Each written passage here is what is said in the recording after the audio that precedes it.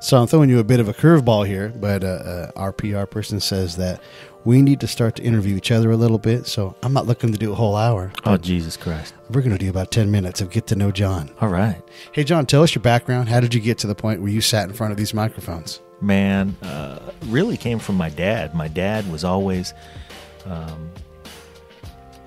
I think, I don't know. I don't know how many, but let's say 50. I went to 50 weddings by the time I was 12 years old.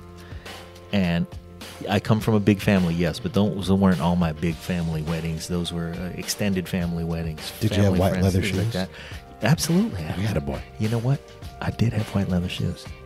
However, I went to that many weddings because my dad was a singer, MC. I mean, he would do this, man. He would sing at the church, and then he would greet people at the end of the service and kind of let everybody know where the party was and how to kind of get there, and just sort of run that whole show.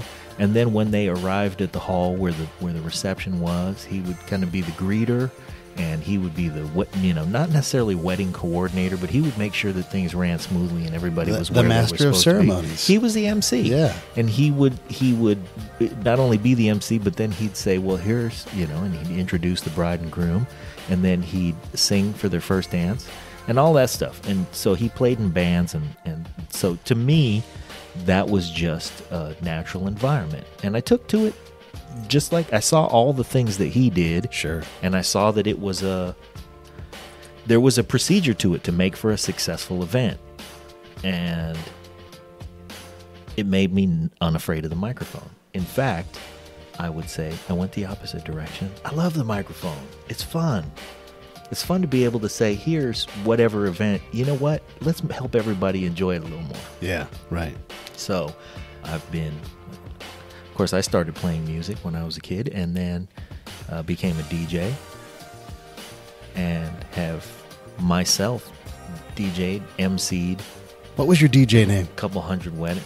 DJ Jon. DJ Jon. Yeah. Keep it simple. I know it's not all that flashy, but you know what? Very seldom did I do a show in a tracksuit. I wanted to. Right.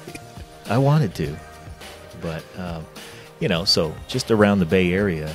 I did a lot of, in fact, you know what? A friend of yours, someone you grew up with. This is a perfect example and I won't, it's wrong to say, well, there's 100 of her, but I've done a lot of weddings. Yeah. But I DJ'd Liz McCluskey's wedding. Hey, look at that. And she's now Liz Barber. Liz Barber, that's right. And we're going to plug her business. Barbecue and Barbers. What's it called? Barber's Q. Barber's Q. And it's terrific. It is really, really good, yes. God, that is some amazing. But man, I've eaten, just like you, I've eaten a lot of barbecue in a lot of places. Yes. And boy, they knock it out of the park. Killing it. Anyway, but there are a lot of people like her who will say, oh yeah, man, what an event. It was great. He was terrific. And I got a lot of joy out of doing that. So that's what led me to the microphone. So I've never been afraid of the microphone. Here's my next question for you, and then we'll leave it at that. What's this show about? What's the Break It Down show?